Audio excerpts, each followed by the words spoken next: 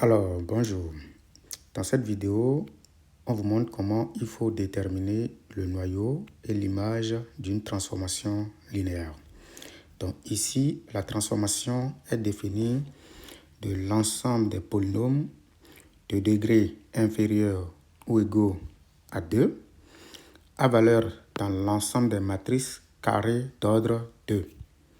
Donc ici, quand on prend un polynôme, si le polynôme s'écrit sous la forme A0 plus A1x plus A2 x carré, d'accord, on l'envoie sur une matrice, d'accord, de sorte que les composantes de la matrice sont données, d'accord, en utilisant les coefficients qui apparaissent dans le polynôme.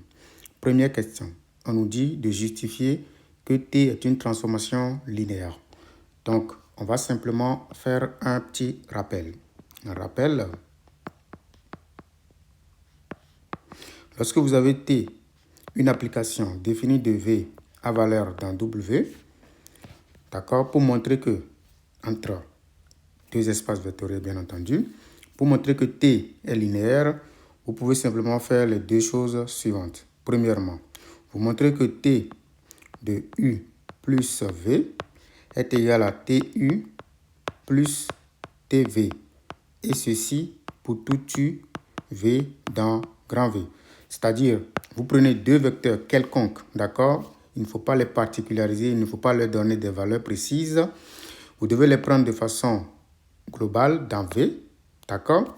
Et puis, vous montrez que T de U plus V, en utilisant cette définition-là, est égal à T de U plus T de V. On va le faire tout à l'heure. Deuxièmement, vous prenez maintenant un réel C, d'accord? Et puis, vous prenez également un vecteur U. Vous montrez que T de C fois U est égal à C multiplié par T de U. Tout simplement, avec C, un réel quelconque, et U, un vecteur quelconque dans V. C'est ce que nous allons faire tout premièrement. Donc, certains peuvent ne pas faire les deux et le faire une seule fois en montrant que T de CU plus V est égal à C TU plus TV. Mais nous, on va procéder, d'accord, de cette façon. OK. Donc, on note ici, d'accord, donc je vais copier ceci très rapidement. Voilà. OK, on y va. Donc ici, le V ici, c'est le R de X. Donc nous devons prendre deux polynômes de façon quelconque. Donc soit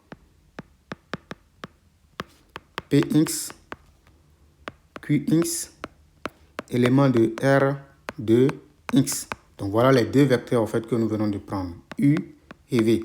Comme nous sommes avec l'ensemble des polynômes, c'est toujours bien d'accord de prendre les trucs qu'on a l'habitude d'utiliser pour les polynômes. Donc Px et Qx. Donc notre objectif, c'est de calculer T de Px plus Qx. Donc il faut d'abord connaître la forme de P. Donc je vais poser ici P sous la forme. Donc posons alors P de X. Puisque P de X appartient à R de X, P de X a une forme générale. Donc ça va faire A0 plus A1x plus A2 x carré. Q de X aussi a une forme. Je vais simplement prendre B0 plus B1 x plus B2 x carré. D'accord? Notre objectif, c'est de faire T de Px plus Qx. Voilà les deux vecteurs. D'accord? On fait la somme. Px plus Qx. Donc U plus le V. Vous voyez? Donc, nous, on va essayer de calculer, d'accord, ceci. Px plus Qx. Quand je fais la somme de ces deux-là, qu'est-ce que j'obtiens? J'obtiens A0 plus B0. Donc, faites très attention. Il ne faut pas oublier le T d'abord. Donc, ça fait T de ce qui fait A0 plus B0 plus, maintenant, quand j'effectue cette somme-là, ceci avec ça, ça fait A1 plus B1, le tout fois X. Ce qui fait A1 plus B1, tout ceci fois X. Plus maintenant, il va rester le dernier. Maintenant, nous sommes ici la somme. Ça fait A2 plus B2, le tout X carré. D'accord? Maintenant, on va regarder la définition. C'est très important. La définition dit que nous devons prendre A0, c'est-à-dire le terme constant de notre polynôme, nous allons multiplier par 3. C'est ce que ça veut dire. Ici, nous allons prendre le terme constant ici, plus 2 fois le coefficient qui multiplie x. C'est ça ici. Donc, nous allons respecter le format. Donc, notre A0 ici, c'est tout ça. D'accord? Donc, nous allons dire que ça fait exactement 3 fois, entre parenthèses, A0 plus B0. D'accord? OK. Maintenant, ici, ça fait A0, c'est-à-dire ceci, plus maintenant 2 fois le A1. A1, comme vous le savez. Donc, je vais marquer les coefficients pour que vous puissiez voir très clairement. Voilà. Et puis, nous avons ceci.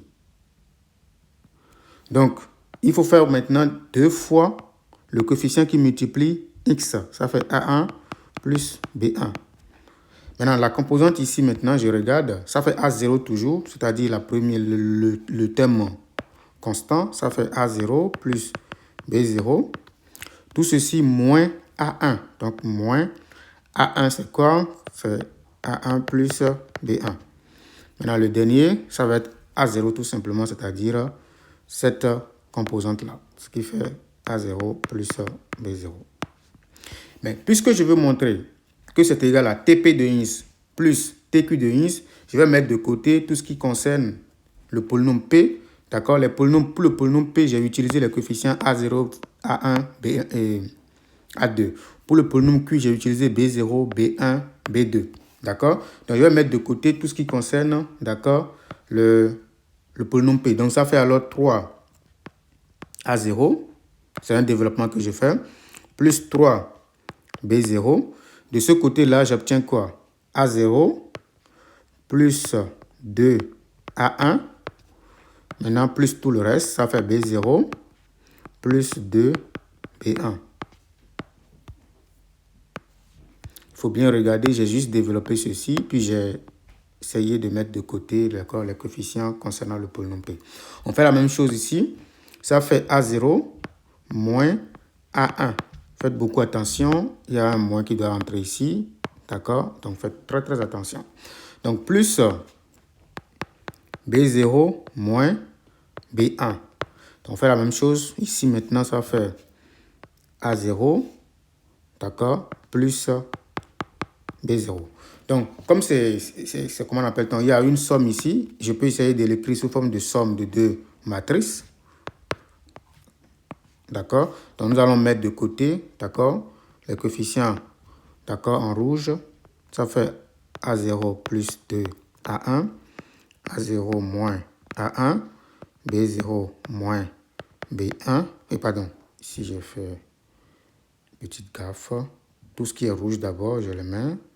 Donc, ça fait A0. Et ici maintenant, tout ce qui est noir, ça fait 3 B0. B0 plus 2 B1. Ici, vous avez B0 moins B1. Ici, vous avez B0. Mais ce que vous voyez ici, là, c'est quoi pour nous? C'est TP de ins par définition. Vous voyez? Et de l'autre côté, c'est TQ de ins. Vous voyez? Donc, ça veut dire que la première propriété est vérifiée. Maintenant, pour la deuxième propriété, on va prendre C maintenant, élément de R. D'accord? Notre objectif maintenant, c'est de regarder CP de ins. D'accord? Donc, le P ici, je pose ça toujours sous cette forme-là. C'est A0 plus A1x plus A2 ins carré. Donc, T, C, P de ins. Il s'agit ici de multiplier le polynôme là par C. Si je multiplie par C, qu'est-ce que j'obtiens? J'obtiens C multiplié par A0 plus C multiplié par A1 ins plus C multiplié par A2 ins carré. J'ai juste multiplié chaque coefficient par C. D'accord? Et donc, par définition, d'accord, en utilisant toujours la définition, d'accord, il faut prendre d'abord, disons, le triple, d'accord, du terme là. Donc, je vais marquer également les coefficients ici. Nous avons ça. Donc, pour calculer l'image, on utilise juste les coefficients du polynôme. Donc, ça fait 3 fois ceci. Donc, ça fait 3C A0. Maintenant, ça fait maintenant C A0 plus, d'accord, il faut bien regarder, 2 fois ceci. Donc, 2 fois C A1. Maintenant, ici, ça fait C A0 moins ce coefficient-là, C fois A1. Et puis, le dernier, c'est juste le A0, c'est-à-dire C A0. Donc, je peux essayer de mettre en évidence le C pour que tout le monde puisse voir. Donc, ça fait C facteur de, d'accord, 3 fois A0. Je mets C également en évidence ici. Ça fait C facteur de A0 plus 2A1.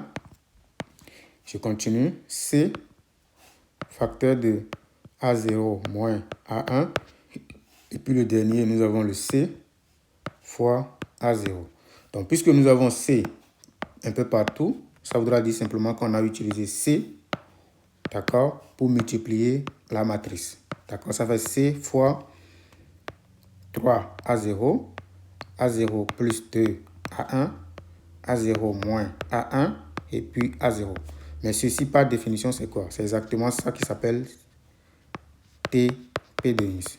Donc, on vient de prouver, d'accord, la deuxième propriété, d'où T est une transformation linéaire.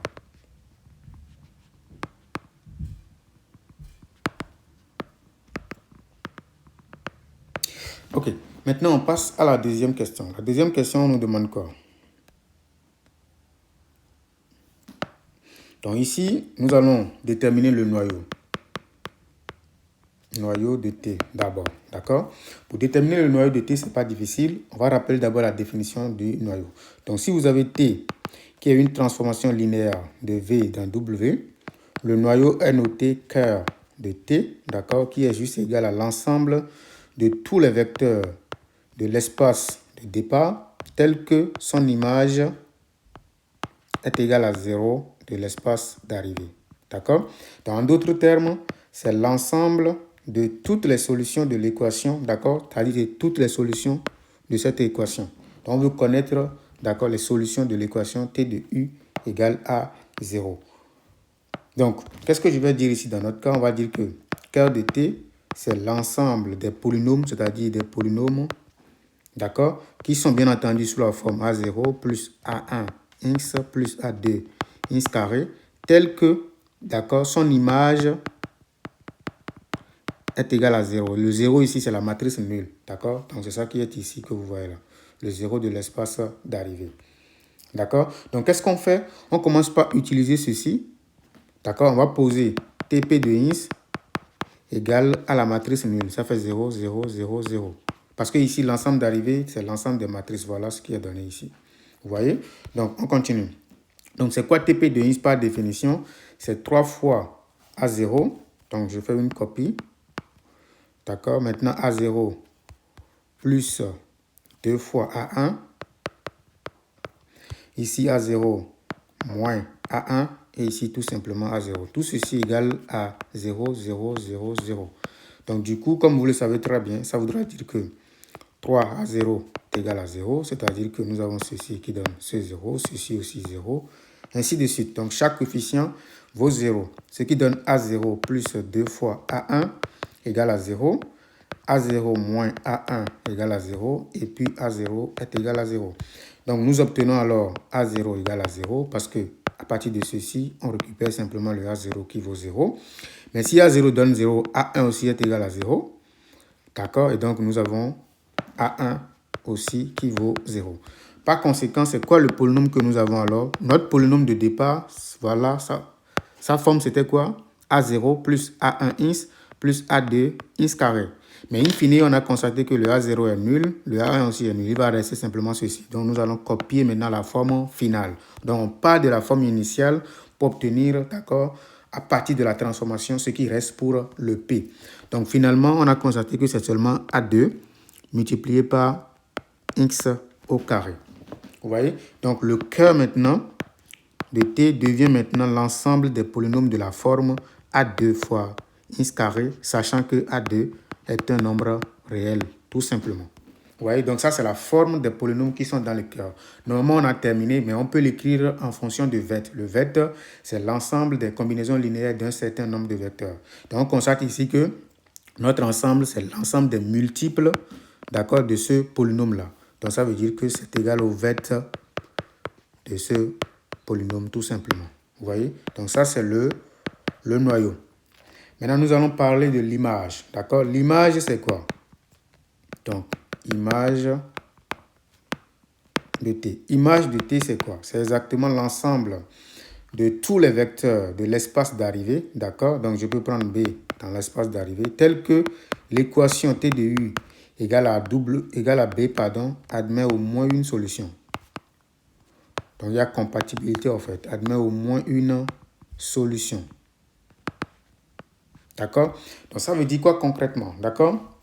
Concrètement, dans notre cas, ça veut dire quoi? Nous allons prendre un polynôme, un élément de l'espace d'arrivée qui est une matrice en quelque sorte. Donc, je vais prendre la matrice correctement. Donc, je prends B égale, d'accord, une matrice d'ordre 2 quelconque. Ça fait A, B, C et puis D. D'accord, je prends la matrice de façon quelconque dans R2, croix 2. D'accord, la question qu'on se pose ici, est-ce que l'équation, donc en partant du polynôme P de ins égale à A0 plus A1 ins plus A2 ins carré, d'accord, quelle est la condition sur les coefficients que vous avez choisis au départ, telle que l'équation TP de ins égale à B possède deux solutions? Quelle est la condition? La condition, on va trouver ça tout à l'heure. Donc, TP de ins, c'est quoi? C'est 3A0. Ici, c'est A0 plus 2 A1, ici c'est A0 moins A1, et puis ici c'est quoi? C'est exactement A0, donc égal à A, B, C, D. D'accord, donc on pose d'égalité alors entre le tout, donc ça fait 3 A0 égale à A, A0 plus 2 A1 égale à B, A0 moins A1 égale à C, et puis A0 est égal encore à D. Donc, qu'est-ce que nous avons remarqué? Concentrons-nous au maximum. Nous avons obtenu que A0 est égal à A divisé par 3. D'accord? Le même A0 ici est égal à D. Vous voyez? Donc, il faut se concentrer au maximum. D'accord? Donc, j'ai pris la première équation. J'ai récupéré A0, c'est égal à ça. La dernière équation, A0, est déjà égal à D. D'accord? Maintenant, à partir de ces deux-là, je vais essayer de récupérer A0 et comment on appelle ça? Et A1. D'accord? Mais nous connaissons déjà le A0. Donc, on peut récupérer A1 facilement. D'accord? A0, c'est quoi? A0, on peut dire que c'est égal à D. On peut dire que c'est égal à A sur 3. D'accord? On fait avec ce qui nous préoccupe.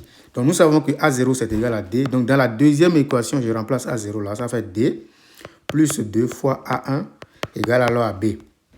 D'accord? Donc, la troisième équation, ceci, je mets encore D moins A1 égale à C. Donc, je continue. Qu'est-ce que j'obtiens? J'obtiens que, en réalité, A pour condition, ça fait 3 fois D. Donc, je mets une relation entre les coefficients de la matrice B. Et ici, je tire A1, que je dis simplement que ça fait quoi? Ça fait, disons, B moins D divisé par 2. D'accord? Et le même A1 pour la dernière équation, ça fait, disons, D moins le C. Donc, du coup, j'obtiens que A égale à 3 fois D. D'accord? Donc, je vais poser maintenant l'égalité. Ce que vous voyez ici, là, je mets l'égalité entre les deux. Ça veut dire que B moins D sur 2 est égal à D moins C. Par conséquent, j'obtiens que B moins D est égal alors à 2 fois D moins C. D'accord? Et donc, nous avons déjà la valeur de A, il n'y a pas de souci. Maintenant, on va chercher B et C. D'accord? Donc, nous avons une relation ici, c'est-à-dire que nous avons B qui nous donne exactement D plus 2 fois D moins C. Et donc, ce qui nous donne 3D moins 2C. Vous voyez? Donc, in fine, qu'est-ce qu'on obtient? On obtient A qui nous donne quoi? Qui nous donne 3 fois D. 3 multiplié par D. B qui nous donne 3D moins 2C. C, d'accord? C'est une variable libre. D aussi est une variable libre. Donc, par conséquent, la matrice B qu'on s'est donnée au début devient quoi? Le A, on remplace par sa valeur. A, c'est égal à 3D ici. Le B, c'est égal à 3D moins 2C. Le C est fixé. Et puis, vous avez maintenant D aussi qui est fixé. Du coup, on peut casser cette matrice-là en deux. Ça vous donne quoi? Ça nous donne exactement, on met d'abord la matrice comportant que des D, ça fait 3D. 3D également. Ici, il n'y a pas de D, ça fait 0. Ici, il y a un D, ça fait D. Et de l'autre côté, les C, ça fait 0. D'accord, moins 2C, 1, et pardon, C, et puis 0. D'accord? Donc, in fine, ça fait quoi? Ça fait D facteur de 3, 3, 0, 1, plus C facteur de 0, moins 2, 1, et puis 0. D'accord? Parce que j'ai pris C en facteur, il ne faut pas l'oublier, c'est très important. Et donc, j'obtiens maintenant que, comment on appelle ça? L'image, ce n'est rien d'autre que le vecteur de ces deux matrices que vous voyez là, c'est-à-dire 3, 3, 0, 1, et puis 0, moins 2, 1, et puis 0.